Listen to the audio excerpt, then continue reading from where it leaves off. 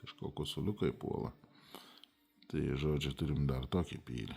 O čia yra labai rimtas pylis, 170 pardavimas, senovinis pylis, labai gerai atrestauruotas, taip pat kaltas buvęs ir tikrai senas pylis. Bet to pusmėnulis yra nuolydis pusmėnulio iš vienos pusės, galadinimas vienpusis yra ir be galo gerai pagalastas.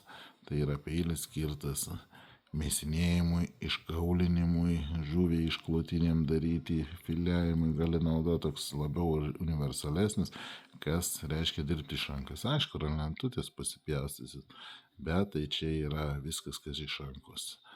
Pas japonus šitie peiliai skaitos pagrindai iškaulinimo peiliai. Žuviai naudoja būtent. Tai labai galingas, smagus, 2 sluoksnių peilis, kietas ir minkštas plienai, matote, 2 sluoksnius. Va, prieš menu žiūrėkite, juostelė yra. Irgi kai susijungia, iš tos pusės minkštas yra, iš tos pusės kietas.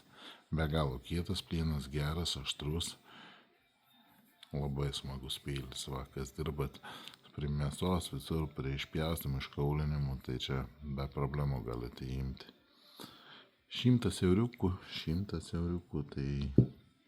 tai labai mažai.